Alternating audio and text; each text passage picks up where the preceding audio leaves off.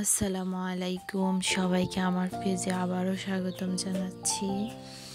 সবাই কেমন আছেন অবশ্যই জানাবেন। আজকে আবার আপনাদের সাথে একটি নতুন ব্লগ ভিডিও শেয়ার করতেছি। আমরা অনেকেই তো অনেকভাবে নুডলস রান্না করে খাই। আজকে আমি আপনাদের সাথে একদম খুব সিম্পলিভাবে একটা নুডলস রান্না শেয়ার করতেছি। তো দেখতেই পাচ্ছেন কড়াই বসে দেওয়া হয়েছে, তার মধ্যে এর আগেই আমি নুডলসের জন্য কিছু আলু তারপরে নুডলসগুলো সিদ্ধ করে নিছি। এখন আপনার তেল দিয়ে ওটাতে পেঁয়াজ কাঁচামরিচ কিছুক্ষণ নেড়ে একটু লাল লাল করে ভেজে তারপরে সিদ্ধ করে রাখা আলু আপনার যার যেভাবে ইচ্ছা, সবাই আমরা অনেকে অনেকভাবে বিভিন্নভাবে আলু কেটে থাকি। তো আমার এখন আজকে ঠিক এভাবে সিম্পল বললাম না আপনাদেরকে, খুব সিম্পল সাদামাটা করে নুডলস রান্নাটা শেয়ার করলাম। তো আজকে একটু লম্বা লম্বা করে কেটে নিলাম। এখন ওগুলো একটু ভাজা হয়ে গেছে, এখন আমি ডিমটা দিয়ে দিব। আজকে শুধু আপনার একটা কি জানি হচ্ছে নর্মালি ডিম দিয়েই আলু পেঁয়াজ কাঁচামরিচ ধনেপাতা এগুলো দিয়েই নর্মালি রান্না করা হচ্ছে। আমরা অনেক সময় রান্না করি আপনার মুরগির কিমা, তারপরে চিংড়ি মাছ টাছ দিয়ে, ওটা খেতেও ভীষণ ভালো লাগে। এরপরে হচ্ছে এভাবে রান্না করেও দেখবেন, এটাও ভীষণ মজা। ওই যে বললাম না, আমরা নুডলস আসলে এক একজন এক একভাবেই পছন্দ করি। আমার কাছে এক এক দিন এক একভাবে খেতেই ভালো লাগে, এভাবে খেতেও ভালো লাগে। আর এখন শীতের সময় তো বুঝতেই পারতেছেন, আপনার ধনিয়া পাতা সব কিছুই মানে হাতে নাগালেই থাকে, পাওয়া যায়, সবার বাসায় থাকে। আপনার মন চাইলে যে কোনো কিছু করে খাওয়া যায়। আর হচ্ছে যে শীতকালে তো আপনার এইসব গরম গরম খাবারগুলো বিকালে নাস্তার জন্য চায়ের সাথে একদম জমে যায়। কি বলেন বন্ধুরা, আমার কথা কি ঠিক কি না? তো আপনারা কে কীভাবে নুডলস রান্না করে খান অবশ্যই শেয়ার করবেন। আমি আমার পছন্দ মতো যেভাবে মানে ভালো লাগে ওইভাবেই করতেছি। আমি একটু আদা রসুন পেস্ট একটু করে দিয়ে দিব এটার সাথে, একটু ফ্লেভারের জন্য, ভালো ঘ্রাণ বা হচ্ছে একটু ইয়াম্মি লাগে খেতে।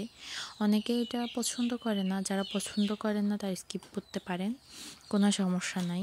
বাট আমার কাছে ভালো লাগে, আমি হচ্ছে দিই একটু। আপনার খেতে অনেক মজা লাগে। এটার গন্ধ থাকে না, কিছুক্ষণ নেড়ে চেড়ে নিলে আপনার এটার গন্ধ একদমই লাগবে না যে আপনি আদা রসুন দিয়েছেন, এটা মনেই হবে না। বাট অনেক ইয়াম্মি লাগবে, অনেক ইয়াম্মি। তো আপনারা কে কীভাবে খান নুডলস রান্না করে অবশ্যই শেয়ার করবেন, অবশ্যই জানাবেন। আমি তো আপনাদেরকে ঘরোয়া প্রসেসে একদম শর্টকাটে সহজভাবে যেভাবে রান্না করি ঠিক ওইটাই আজকে শেয়ার করলাম। অবশ্যই বন্ধু আপনাদের সাথে আমি আরেক দিন শেয়ার করব মুরগির মাংসের কিমা, চিংড়ি মাছ বা আপনার গরুর মাংসের কিমা দিয়ে যেভাবে রান্না করা হয় ওটা দিয়ে। আর এখন তো শীতকালে বিভিন্ন রকম সবজি আছে, সব কিছু দিয়ে করলে ওইটা অনেক অনেক ইয়াম্মি হয়, অনেক মজা হয় খেতে, ভীষণ মজা হয়। দেখতেই পাচ্ছেন এখন আমার কি জানি হচ্ছে নুডলস, সিদ্ধ করে রাখা নুডলসগুলোও দিয়ে দেওয়া হয়েছে এটার সাথে। এখন ভালো করে এটাকে নেড়ে ছেড়ে একদম সব কিছু একসাথে মিশিয়ে তারপরে হচ্ছে যে মশলার প্যাকেটগুলো আছে ওগুলো আস্তে আস্তে দিয়ে দিব। ধনেপাতা আছে, আমি ধনেপাতা দিব। তো অনেকে স্কিপ করতে পারেন, অনেকে হয়তো ধনেপাতা পছন্দ করেন না, অনেকে দেয় না, খায় না, অনেকের কাছে ভালো লাগে না ধনেপাতাটা। কিন্তু আমার কাছে মাশাআল্লাহ ধনেপাতাটা অনেক ভালো লাগে, আমার ধনেপাতাটা অনেক পছন্দ, আমি অনেক পছন্দ করি। আপনার এসব কিছুর সাথে তো কোনো কথাই না, মানে ধনেপাতা দিতেই হবে।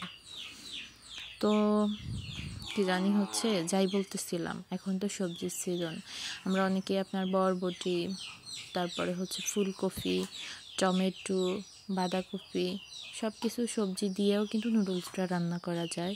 ওটাও কিন্তু অনেক ইয়াম্মি হয়, অনেক মজা লাগে খেতে।